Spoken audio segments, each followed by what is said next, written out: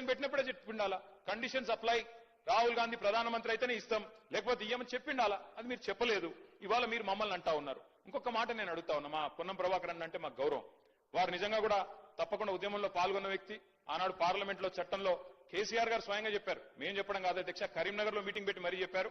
అది బ్రహ్మాండంగా కొట్లాడుతున్నాడు మా పొన్నం ప్రభాకర్ అన్న పార్లమెంట్ సభ్యుడిగా అని చెప్పారు అధ్యక్ష. We stand by that. మీరంటే గౌరవం ఉంది. వారిని నేను కోరుతా ఉన్నా అధ్యక్ష, వారు చెప్పాలి. ఇవాళ మీరు ఆలోచన చేయండి. బీసీ సబ్ ప్లాన్ అని చెప్పారు, తేవట్లేదు సార్, పెట్టండి. రేపు ఎల్లుండి హౌస్ పెడతారా, ఇంకో నిమజ్జనం తర్వాత పెడతారా, మీ ఇష్టం. కానీ బీసీ సబ్ ప్లాన్ చట్టం తెండి. ఎందుకంటే ఒక పదవులతోనే రాజకీయంగా అవకాశాలు ఇవ్వడంతోనే న్యాయం జరగదు. సామాజిక న్యాయం, ఆర్థికంగా, రాజకీయంగా అవకాశాలు రావాలి అంటే ప్రభాకర్ సార్ గౌరవ సభ్యులు చెప్పినట్టుగా బీసీ సబ్ ప్లాన్ కు సంబంధించి పార్టీ పరంగా, ప్రభుత్వ పరంగా సభాపతి నిర్ణయం చేయడం ఒక రోజు తప్పకుండా చర్చ జరగాల్సిన అవసరం నేను కూడా కోరుకుంటా ఉన్నా.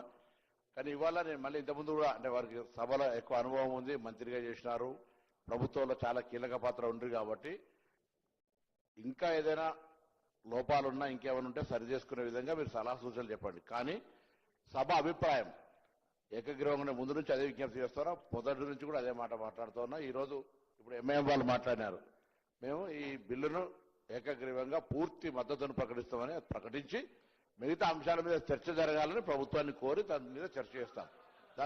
దానికి సంబంధించి చర్చ జరగడంలో ఎవరికి వ్యతిరేకత లేదు, చర్చ జరగాలని కోరుతుంది. దాని తర్వాత వారు అన్నారు, మీరు పాల్గొనకపోవడంలో మీరు ఒక పార్టీకి నాయకులు, దాని ప్రభావం క్షేత్రస్థాయిలో పడి ఉండొచ్చు, మీరు ఆదర్శంగా ఉండాల్సి ఉండే. దానికి సంబంధించినటువంటి అఫిడవిట్లను తీసుకొని రాసుకునేటువంటి విధానంగా ప్రభుత్వం అవలంబించలేదు. రాష్ట్ర వ్యాప్తంగా సర్వే జరిగినప్పుడు మీరు కూడా పాల్గొని ఉంటే మిమ్మల్ని అనుసరించేటోళ్ళు, మిమ్మల్ని కొంతమంది ఫాలో అయ్యేటువంటి వాళ్ళు ఉంటారు తప్పకుండా. వాళ్ళందరూ కూడా ఇందులో భాగస్వాములు అవుతుండ్రి. ఆ ఉద్దేశం కొద్దే తమని మారుమారు అడిగినాము. అందరి అనేక సందర్భాల్లో నేను కానీ ప్రభుత్వం తరఫున విజ్ఞప్తి చేసినాము. మీరు పాల్గొనాలని చెప్తారు, పాల్గొని ఉంటే బాగుండే. ఇప్పుడు దానికి సంబంధించి అయిపోయింది. కానీ ఇటువంటి పరిస్థితులలో ఏదైనా సామాజిక పరమైన అంశాలు జరుగుతున్నప్పుడు రాజకీయాలకు అతీతంగా సామాజిక పరమైన న్యాయం జరిగే కొరకు ఆలోచన విధానం ఉండాలని కోరుతున్నాం. మీరు గతంలో చేయలేదని చెప్తున్నాం. జరుగుతున్న పరిణామాల లోపల ఇప్పుడు ఉన్నటువంటి ఈ యొక్క ఉద్దేశానికి ఎక్కడ కూడా ఇబ్బంది లేకుండా ఉండే విధంగా ఏకాభిప్రాయంతో ముందుకు పోవాలి. ఏకాభిప్రాయం అనేటువంటిది చాలా విలువనిస్తుంది బయట. అది న్యాయస్థానం కావచ్చు, అది ప్రజాస్వామ్యం కావచ్చు, అది ప్రజల మధ్యలో కావచ్చు. ఎవరు కూడా మనం చర్చ చేయడం ద్వారా ఏదో మళ్ళీ ఎక్కడో ఒకటి ఏదో ఉందనేటువంటి లొసుగును దొరకొట్టే ప్రయత్నం చేస్తారు. ఎప్పుడు కూడా పాజిటివ్ నెగటివ్ రెండు ఉంటాయి. పాజిటివ్ ఆలోచన చేస్తే నెగటివ్ చేసేది కూడా దుకాణం బంద్ చేసుకుంటాడు, ఆలోచన బంద్ అవుతుంది. కాబట్టి అందరూ పాజిటివ్ గా ముందుకు పోవాలని సందర్భంగా బలహీన వర్గాల శాఖ తరఫున నేను ప్రతి సభ్యుడిని, ప్రతి రాజకీయ పార్టీకి విజ్ఞప్తి చేస్తాను మీ ద్వారా.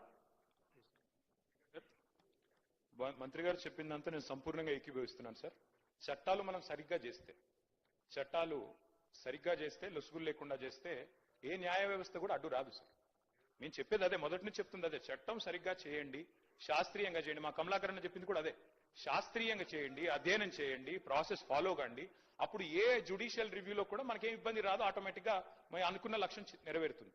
రెండోది సార్, నేను దయచేసి మంత్రి గారిని కోరుతా ఉన్నాను, మేమందరం కూడా మా పార్టీ అంతా కూడా ఆదర్శంగా తీసుకునేది పెద్దలు, మా తెలంగాణ సిద్ధాంతకర్తగా మేము భావించేది ప్రొఫెసర్ జయశంకర్ గారు.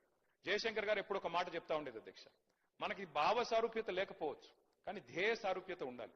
తాత్కాలికంగా మనం ఐడియాల విషయంలో విభేదించవచ్చు కానీ అల్టిమేట్ గోల్ విషయంలో మనకు సారూప్యత ఉండాలి. అది ఉంది.